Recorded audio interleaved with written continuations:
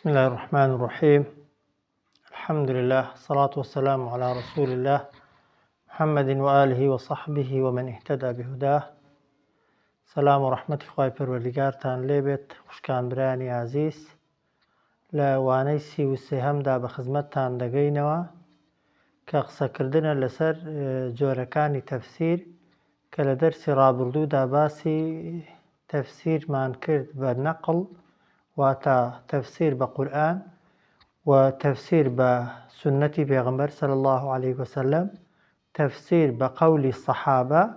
و هەروەها تەفسیر بە قەولی تابعین ئەوانەی کە مفەسیری قورئان بوون. جۆری دووهەمی تەفسیر بریتیە لە تەفسیر بە ڕەئی یان بە ئیجتیهاد و تێگەیشتنی کەسە عالم و زاناکان، کە کاتێک دەمانەوێت باسی تەفسیر بە ڕەئی بکەین دیارە مەبەستمان بریتیە لە ئیجتیهاد و تێگەیشتنی کەسێک کە شارەزاییەکی تەواوی لە هەموو قورئان هەبێت و هەروەها شارەزاییەکی تەواوی لە فەرموودەکانی پێغەمبەر هەبێت صلی الله عليه وسلم، ئەوانەی کە تەفسیری ئاەتەکان دەکەن، و هەروەها ئاگای لە قەولی سەحابە بێ ئەوانەی کە تەفسیری قورئانیان کردووە، و ئاگای لە ڕەئی و بۆچوونی تابعین هەبێت کە تەفسیری قورئانیان کردووە و بۆ خۆشی شارەزاییەکی تەواو و باشی هەبێت لە زمانی عەرەبیدا. ئەو جۆرە کەسە کە ئاگاداری ئەو زانست و زانیاریانەیە دەیەوێت تەفسیری ئاەتەکان بکات، بەڵام لە کاتی تەفسیرکردنی ئاەتەکاندا نایەت لە بەرامبەر ئاەتدا ئاەتێکی دیکە بێنێتەوە، ئاەتێک بە ئاەتێکی دیکە تەفسیرکە، نایەت ئاەتێک بە حەدیثێکی دی پێغەمبەر تەفسیرکە صلی الله عليه وسلم، بەڵکو دێت تەفسیری ئاەتەکان دەکا بە تێگەیشتنی خۆی لە قورئان و سنەتی پێغەمبەر و صلی الله عليه وسلم، قەولی سەحابە و تابعین. ئەوجار ئیجتیهاد دەکات، تێدەکۆشێت، خۆی ماندوو دەکات لە نووسینەوەی تەفسیردا، ئیعتیماد پشت بە تێگەیشتنی خۆی بۆ ئەو بۆچوونانە دەبەستێت. بۆیە هیچ کاتێک کە دەڵێن تەفسیر بە ڕەئی مەبەستمان ئەوە نییە کەسەکە بە ئارەزووی خۆی چۆنی حەز لێ و چۆنی پێخۆشە بەبێ ئەوەی ئاگای لە هەموو قورئان بێت، ئاگای لە حەدیثی پێغەمبەر بێت صلی الله عليه وسلم، ئاگای لە قەولی سەحابە و تابعین بێت بەناوکەوێ بەزانینی دوو کەلیمەی زمانی عەرەبی بێت تەفسیر بنووسێتەوە و تەفسیر بۆ خەڵکی کاولێکدانەوە بۆ ئاەتەکان کە. بێگومان کە دەڵێن تەفسیر بە ڕەئی مەبەستمان ئەو جۆرە تەفسیرە نییە. سەبارەت بە تەفسیری بە ئیجتیهاد یا تەفسیر بە ڕەئی، دیارە عولەما و زانایانی پێشینی ئێمە دوو بۆچوونیان هەیە. هەندێک لە مفەسرین و لە عالما و پێشەوایانی ئێمە تەفسیر بە ڕەئی بە جۆرێکیانی بەباش دەزانن کە دەفەرمون هەر تەفسیرێک موافقی مەبەستەکانی شەریعەتی خوای پەروەردگار بێت، دوور بێت لە نەزانین و گومڕایی، و هەروەها پەیڕەوی قەواعید و زمانی عەرەبی بکە و پشتی بەستە بێت بە دەقەکانی قورئانی پیرۆز، و پشتی بەستە بێت بە تێگەیشتنی پێغەمبەر صلی الله عليه وسلم بۆ قورئان، پشتی بەستە بێت بە تێگەیشتنی سەحابە بۆ قورئان، پشتی بەستە بێت بە تابعین لە تێگەیشتنیان بۆ قورئان و سنەتی پێغەمبەر صلی الله عليه وسلم. بێگومان ئەو تەفسیرە تەفسیرێکی مەحموود و وەرگیراوە و ستایشکراوە، و کۆمەڵێک دەلیلیش دێننەوە لەسەر ڕەیەکەیان. و هەر تەفسیرێکیش سەرچاوەی گرتبێت لە نەزانین و لە حەز و ئارەزووی کەسەکە و نیشانەی نەزانین بە خاوەنەکەیەوە دیار بن کە کەسەکە شارەزایی لە زمانی عەرەبی نییە یا تێگەیشتنێکی دروستی بۆ قورئان و حەدیثی پێغەمبەر نییە صلی الله عليه وسلم، بێگومان ئەو تەفسیر بە ڕەئیەش شتێکی مەذموم و زەمکراوە و قوبوڵکراو نییە، و هیچ کامێک لە عولەما و لە زانایانی پێشینی ئێمە پشتی پێنابەستن و گرنگیشی پێنادەن. دیارە گرنگترین تەفسیر وەکو دەرسانی ڕابردوو باسمان کردووە و بەهێزترین جۆری تەفسیری قورئانە بە قورئان، دواوي قرآن بحديث پیغمبر صلى الله عليه وسلم، دواتر تفسيري قرآن بس قول صحابة، ودواتر تفسيري قرآن بقول تابعين أوانيك مفسير بون كأو جوري تفسير بنقلة بهسترين جوري تفسير قصيل سرنية. بلام لتفسيري برائدا لتفسيري باجتهاد دا ببي قماني لا علماء زانان بو بوچونی جیاواز هەن کە هێندێکیان بە نادروستی دەزانن و دەڵێن لە تەفسیری قورئاندا حتمەن دەبێت پشت بە نەقڵ ببەسترێ، واتە بە ئایەت بە ئایەت یا ئایەت بە حەدیث یا ئایەت بە قەولی سەحابە یا بە قەولی تابعین و هێندێکی دیکەش لە عولەما بەبێ گومانی تەفسیر بە ڕەئی ئەگەر وەکو باسمان کرد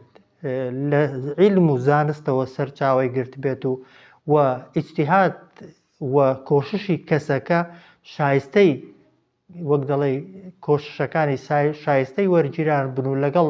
نصوصی شەریعەت و ڕوحی شەریعەت تێک نەگیرن، بەشێکی دیکەیان ئەوەیان بەجائز و بە دروست دەزانن. بەڵام لە هەموو حاڵەتەکاندا طبعاً ئەو کەسەی کە تەفسیری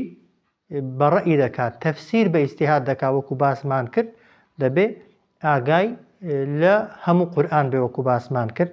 ئاگای لە قەولی پێغەمبەری خوا بێ صلی الله عليه وسلم کە لەسەر ئاەتەکان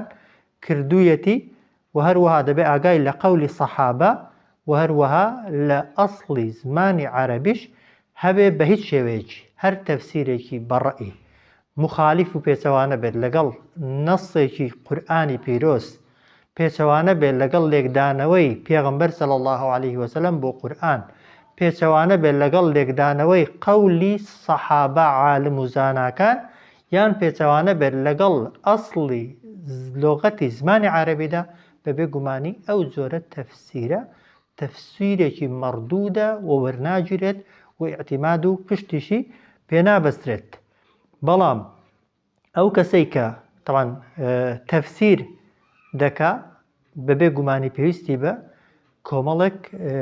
شت هەیە بیان زانێ. یەکەمیان وەکو عولەما دەفەرمون دەبێ ئاگاداری زمانی عەرەبی بێ کەسەکە، زمانی عەرەبی، قەواعیدی زمانی عەرەبی، علمی نەحو، علمی صەرف و هەروەها ئیشتیقاقات و وەرگیرا و لێکدانەکانی زمانی عەرەبی دەبێ بزانێ. ئەوە خاڵی یەکەم. خاڵی دووهەم دەبێ علمی بەلاغا، علمی فەساحە بە هەر سێ جۆرەکانی معانی، بەیان، بەدیع کە ئەوەی طبعاً خوێن بێتی دەزانێ، پێویستی پێی دەبێت دواتر نمونە باز دەکەین. ئەگەر ئاگات لەو علمانە نەبێ ناتوانیت تەفسیری قورئانی پیرۆز بکەیت. و هەروەها پێویستە ئەو کەسەی تەفسیری قورئان دەکا بەڕەئی ئاگای لەو ئاەتانە بێت کە خاصن و عامن، بزانێ کام ئاەتە خاصە بە کەسێک بە شوێنێک بە جێگایەک و کام ئاەتەش حکمەکەی گشتیە بۆ هەموو ئومەتی پێغەمبەر صلی الله عليه وسلم. و هەروەها دەبێ بزانێ کام ئاەتە موجمەلە پێویستی بە تەفاسیل و وەک دەڵێ شەرحکردنێکی زیاتر هەیە، کام ئاەتەش بە ڕوون و ئاشکرای باس کراوە پێویستی بە هیچ تەفسیرێک نییە. و هەروەها دەبێت ئاگای لە سەبەبی هاتنە خوارەوەی ئاەتەکان بێت. خاڵێکی دیکە دەبێت ناسیخ و منسوخەکانەوەی پێشتر باسمان کردو ئاگای لێ بێ کام ئاەتە منسوخە و ئیشی پێ ناکرێت و بۆ بە کام ئاەتەش نەسخ بۆتەوە. و هەروەها دەبێ علمی قیرائات بزانێ، ئاگای لە قیرائاتەکان بێت، ئەو کەلیمانەی کە بە چەند قیرائەتێک دەخوێندرێنەوە بەبێ گومانی بەپێی قیرائەتەکان هەندێک جار گۆڕانکاری بەسەر معناکەیان دادێ، دەبێت کەسی مفەسیر ئاگای لێیان بێت. و هەروەها دەبێ کەسەکە علمێکی وەک دەڵێ بە فیترەت و سروشتش کەسەکە لەو کەسانە بێت کە فێری علم دەبێت و لە علم تێدەکات و لە علم حاڵی دەبێت. کەواتە بۆ ئەو کەسەی کە تەفسیری بەڕەئی دەنووسێتەوە یان تەفسیری بەڕەئی دەکا، پێویستی بەزانینی ئەو علمانە هەیە ئاگاتان لێی بێت. یەکەم لۆغەتی زمانی عەرەبی بزانێت بە نەحو و سەرف و ئەو علمانەی کە بۆ فێربوونی زمانی عەرەبی پێویستن. یەک. خاڵی دووهەم دەبێ علمی بەلاغا بە هەر سێک جۆرەکانی، بەشی مەعانی، بەیان و بەدیع بزانێ. خاڵی سێهەم دەبێ ئوسوڵی فقه، بنەماکانی فقه، یاساکانی تێگەیشتن لە فقهی ئیسلامی ئاگادار بێ کەسەکە و بزانێ کام ئاەتە عامە خاسە، کامیان موجمەلە و مفصلة وهروها دەبێ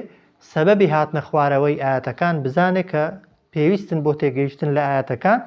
و خاڵی پێنجەم دەبێ ئاگای لە ناسیخ و منسوخ بێ بزانێت کام ئاەتە نەسخ کراونەتەوە بەکام ئاەتەش وەک دەڵێ نەسخ کراون و هەروەها خاڵی شەشەم یعنی مەرجی شەشەم ئەوەیە کە دەبێت کەسەکە علمی قراءات بزانێ و هەروەها دەبێت لەو کەسانە بێشت کە لە شت تێدەگات و لە شت حاڵی دەبێت جا بۆ هەر کامێک لەوانە لەو مەرجانە عولەما کۆمەڵێک نمونەیان هێناونەتەوە کە هەر زۆر بە کورتی بە نمونە پێویستە ئەو کەسە شارەزای زمانی عەرەبی بێ ئەگەر زمانی عەرەبی نەزانێ وەرە ئەو ئاەتێک کە خوا لە سوورەتی بەقەرا دەفەرمێت للذین یؤلون من نسائهم تربص 4 أشهر فإن فاءوا فإن الله غفور رحيم بنمونه وشيء إيلاء لقرآن دا بس معناهی بەکار هاتووە و عەرەب چۆن بەکاریان هێناوە وشەی تەڕەبوس وشەی فەی والحاصل ئەو کەسەی کە تەفسیر بەڕەئی دەکا پێویستە کەلیمە بە کەلیمە بزانێ ئەو کەلیمانە لە ناو عەرەبدا بە چەند معنە و بە چەند مەبەست بەکار هاتوون و لە قورئانیشدا بە کام معنایە بەکار هاتووە یان کە ئاگاد لەوەی نەبێ بەبێ گومانی تووشی هەڵەی گەورە و تووشی هەڵەی زەق دەبێ یان ئەگەر ئاگاد لە بنمونە نەحو سەرف نەبێت ئەو ئاەتەی کە خوای گەورە لە سوورەتی بە تەوبەدا دەفەرمێت بەڕا أن الله بريء من المشركين ورسوله بۆ خۆی ئاوایە طبعا ئاەتەکە دەفەرمێت خوای گەورە و پێغمبەری خوا صلی الله عليه وسلم بەرین لە بتپەرستەکان بەڵام پیاوێکی تازە موسڵمان بوو هاتۆتە مەدینەی چۆتە لای سەحابەیەکی سەحابەکە ئاوا فێری کردووە وتێتی أن الله بريء من المشركين ورسوله لە جیاتی وەرەسوله بە کەسرە خوێندوێتیەوە ئەو پیاوە گوتوویەتی یعنی وا تێگەیشتووە کە خوا بەریە نەعوذ بالله لە بتپەرستەکانیش لە پێغمبەریش بۆیە گوتوویەتی خوا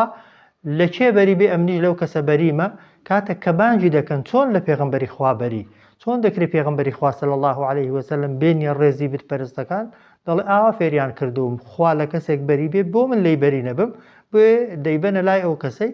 کە وەک دەڵێ بۆیان معلوم دەبێ کە کەلیمەکە کەسەکە بەغەڵەت فێری بووە و بەغەڵەت خوێندوێتیەوە بۆیە کەسەکە ئیعتقادێکی هەڵەی بۆ دروست بۆ بەرامبەر بە پێغمبەر صلی الله عليه وسلم تووشی خەلەلێکی غەڵەتێکی عەقیدەیی بووە بۆیە ئاگامان لێ بێت ئەو کەسەی کە تەفسیری قورئان دەکات دەبێت تەواو شارەزایی لە زمانی عەرەبی هەبێ هەندێک تەفسیر بەڕەئیمان هەنە وشەی فیرعەون کە عەلەمە ناوە دێن بە قەلب تەفسیری دەکەن مەرەج البەحرەین یەلتەقیان بەحرەین طبعا يعني دوو دەریا لغەتی لە عەرەبیدا وشەی بەحر بەیز معنایەکی دیکە بەکار نهاتووە شیعە هاتوون تەفسیریان کردووە بە حەسەن و حوسەین یان بە فاتیمە و بە عەلی تەفسیری دەکەن کە ئەوانە ئەگەر شارەزایی زمانی عەرەبیت نەبێت تووشی هەڵەی زۆر گەورە دەبێ یان علمی بەلاغا بە نمونە گەر کەسێک شارەزایی نەبێ سەیری قورئان کە زۆر جار دەفەرمێت لە سوورەتی بەقەرە وأشربوا في قلوبهم العجل ئەگەر لغەتی عەرەبی بەبێ زانینی بەلاغە بەکاربێنێنی خواردیانەوە و خستیانە دڵیان گوێلەکە طبعا گوێرەکە نەدەخورێتەوە نەدەسێتە ناو دڵیش بەڵام ئەگەر علمی بەلاغەت ئاگا لێبی دەزانی کە دەڵێ وأشربوا في قلوبهم العجل یعنی خۆشەویستی گوێرەکە چووە دڵیانەوە خۆشەویستی گوێرەکە لەگەڵ دڵیان تێک هەڵبوو کە ئەو کاتە تووشی بتپەرستی بوون یان ئەو ئاەتەی دەفەرمێت وەسئەل القەڕیە دەفەرمێت پرسیار لە ئاوەدانی بکەن ئەرێ هیچ ئاوەدانیەک هەیە پرسیاری لێ بکەی و جوابت داتەوە بەبێ گومانی نەخێر بەڵام ئەگەر علمی بەلاغا بزانی کە دەڵێ وەسئەل القەڕیە یعنی وەسئەل ئەهل القەڕیە پرسیار لە خەڵکی ئاوەدانیەکە بکە یان کە دەفەرمێ هن لباس لەکم وأنتم لباس لەهن ئەوان پۆشاکن ئافرەتان پۆشاکن بۆ ئێوە و ئێوە پۆشاکن بۆ ئەوان ئەی ئافرەت پۆشاکە پیاو پۆشاکە بەبێ گومانی نەخێر بەڵام ئەوانە بەلاغەن یعنی پیاو بۆ ئافرەت وەکو پۆشاک وایە چۆن پۆشاک عیب و کەم و کوڕیەکانت دادەپۆشێ و جوانت دەکا پیاو دەبێ ئاوا خێزانەکەی جوانکە ئافرەت دەبێ ئاوا پیاوەکەی جوان کات یان ئەوەی وكلوا واشربوا حتى يتبين لكم الخيط الأبيض من الخيط الأسود من الفجر دەفەرمێ بخۆنەوە هەتا پەتی سپی و پەتی ڕەشتان بۆ لە یەکتری جیا دەکرێتەوە. ئەگەر علمی بەلاغە نەزانی لە مەبەستی لە خەتی ئەبیەڵ یعنی ڕۆژ و ئەوە کەیکەی یعنی شەو دەی بەیانیان دەخۆی هەتا خەریکە خۆر هەڵدێت کە زۆرێک لە